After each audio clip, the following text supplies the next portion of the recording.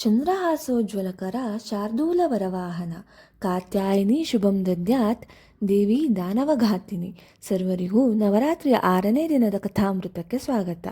ಇಂದು ಭಗವತಿಯ ಕಾತ್ಯಾಯಿನಿ ಅವತಾರವನ್ನು ಆರಾಧಿಸ್ತೇವೆ. ಈ ಕಾತ್ಯಾಯಿನಿ ಅವತಾರ ಮತ್ತು ಉದ್ದೇಶದ ಬಗೆಗಿನ ಪುರಾಣ ಕಥೆಯನ್ನು ಇಂದು ನಿಮಗೆ ತಿಳಿಸ್ತೇನೆ, ಬನ್ನಿ. ಯುಗಗಳ ಹಿಂದೆ ಮಹಿಷಾಸುರ ಎಂಬ ಒಬ್ಬ ರಾಕ್ಷಸ ಇದ್ದ.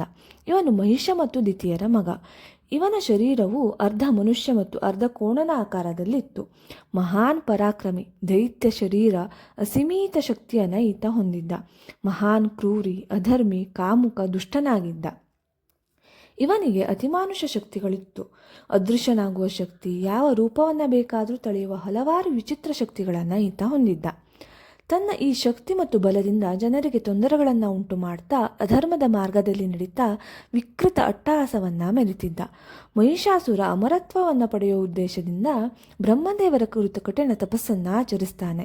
ಹಲವಾರು ವರ್ಷಗಳ ಕಠಿಣ ತಪಸ್ಸಿನ ಫಲವಾಗಿ ಬ್ರಹ್ಮದೇವರು ಪ್ರತ್ಯಕ್ಷರಾದಾಗ ಮಹಿಷಾಸುರ ತನ್ನ ಸಂಕಲ್ಪದಂತೆ ಅಮರತ್ವದ ವರವನ್ನು ಕೇಳ್ತಾನೆ. ಆಗಲೂ ಸಹ ಬ್ರಹ್ಮದೇವರು ನಕ್ಕು, ಭೂಮಿಯ ಮೇಲಿನ ಪ್ರತಿ ಜೀವಕ್ಕೂ ಅಂತ್ಯವಿದೆ, ಹಾಗಾಗಿ ಅಮರತ್ವವನ್ನು ಕರುಣಿಸಲಾರೆ ಎಂದು ಹೇಳುತ್ತಾರೆ. ಆಗ ಮಹಿಷಾಸುರ ಬುದ್ಧಿವಂತಿಕೆಯಿಂದ ತನಗೆ ಯಾವುದೇ ದೇವ, ಅಸುರ, ನರ, ಗಂಧರ್ವ, ಕಿನ್ನರ, ಕಿಂಪುರುಷ, ಪ್ರಾಣಿ, ಪಕ್ಷಿ ಇದ್ಯಾವುದರಿಂದಲೂ ಮರಣ ಬಾರದೇ ಇರಲಿ ಎಂದು ವರದಾನವನ್ನು ಪಡಿತಾನೆ. ಆದರೆ ಅದರಲ್ಲಿ ನಾರಿಯ ಹೆಸರನ್ನು ಬಿಟ್ಟಿರ್ತಾನೆ.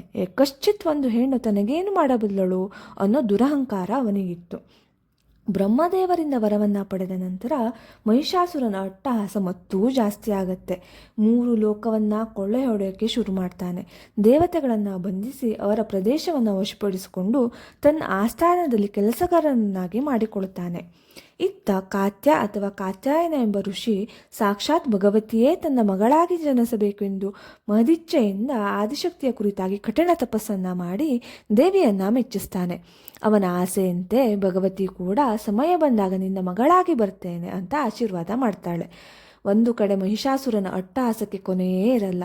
ಇವನ ಕಾಟದಿಂದ ಪಾರಾಗಲು ದೇವೇಂದ್ರ ಇತರ ದೇವತೆಗಳೊಂದಿಗೆ ಸೇರಿ ಬ್ರಹ್ಮದೇವರಲ್ಲಿ ಹೋಗ್ತಾನೆ. ಬ್ರಹ್ಮದೇವರು ಉಪಾಯ ಕಾಣದೆ ವಿಷ್ಣುವಿನಲ್ಲಿ ಕರೆದುಕೊಂಡು ಹೋಗ್ತಾರೆ. ಅಲ್ಲಿಯೂ ಪರಿಹಾರ ಸಿಗದೆ ಇವರೆಲ್ಲ ಸೇರಿ ಶಿವನ ಬಳಿಗೆ ಹೋಗ್ತಾರೆ. ದೇವತೆಗಳೆಲ್ಲ ಸೇರಿ ಈ ಸಮಸ್ಯೆಗೆ ಪರಿಹಾರವನ್ನು ಹುಡುಕಲು ಕಾತ್ಯಾಯನ ಆಶ್ರಮದಲ್ಲಿ ಸಭೆಯನ್ನು ಸೇರ್ತಾರೆ. ಮಹಿಷಾಸುರನ ಅಂತ್ಯ ಒಂದು ಹೆಣ್ಣಿನಿಂದ ಮಾತ್ರ ಸಾಧ್ಯ. ಮಹಿಷಾಸುರನನ್ನು ಸಂಹರಿಸುವಂಥ ಶಕ್ತಿ ಯಾವ ಹೆಣ್ಣಿಗಿದೆ ಎಂದು ಆಲೋಚನೆಯನ್ನು ಮಾಡ್ತಾ ಇರ್ತಾರೆ. ಮಹಿಷಾಸುರನ ಅಧರ್ಮದ ಬಗ್ಗೆಯೂ ಮಾತಾಡ್ತಾ ಇರುವಾಗ ಶಿವನ ಹಣೆಯಿಂದ ಬೆಂಕಿಯ ಕ್ರೋಧಾಗ್ನಿ ಬರುತ್ತೆ.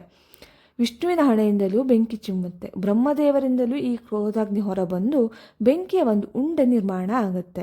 ನಂತರ ಇಂದ್ರ, ಅಗ್ನಿ, ವಾಯು ಹೀಗೆ ಪ್ರತಿ ದೇವತೆಗಳಿಂದ ಹೊರಚಿಮ್ಮಿದ ಬೆಂಕಿಯಿಂದ ಆ ಬೆಂಕಿಯ ಉಂಡೆ ಬೃಹದಾಕಾರವಾಗಿ ಬೆಳೆದು ಆಕಾಶದೆತ್ತರಕ್ಕೆ ಹೋಗಿ ಅವರೆಲ್ಲರ ಶಕ್ತಿಯಿಂದ ಸ್ಫುರದ್ರೂಪಿಯಾದ ಹೆಣ್ಣಿನ ಆಕಾರ ನಿರ್ಮಾಣಗೊಂಡು ಎಲ್ಲ ದೇವತೆಗಳ ಶಕ್ತಿಯ ಪ್ರತೀಕವಾಗಿ ಸಾಕ್ಷಾತ್ ಭಗವತಿಯೇ ಬರ್ತಾಳೆ.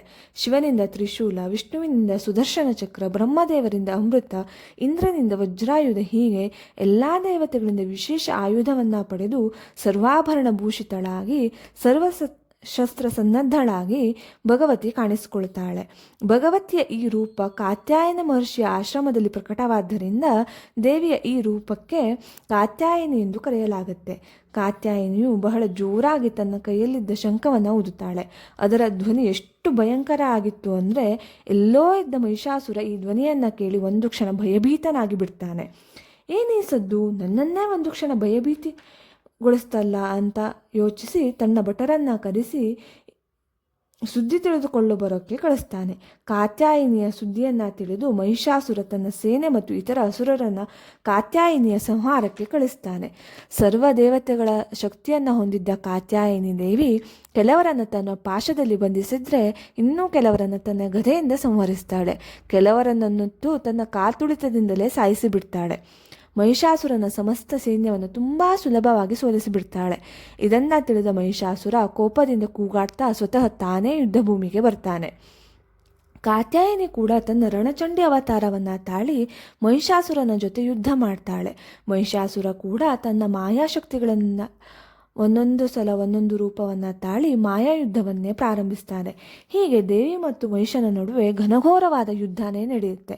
ಕೊನೆಗೂ ಜಗನ್ಮಾತೆ ಮಹಿಷಾಸುರ ತನ್ನ ಮೂಲ ರೂಪದಲ್ಲಿದ್ದಾಗ ಅವನನ್ನು ಕೆಡವಿ ತನ್ನ ಕಾಲಿನಿಂದ ಅವನನ್ನು ಮೆಟ್ಟಿ ನಿಂತು ತ್ರಿಶೂಲದಿಂದ ಅವನ ತಲೆಯನ್ನು ತುಂಡರಿಸಿ ಮಹಿಷಾಸುರ ಮರ್ದಿನಿಯಾಗ್ತಾಳೆ.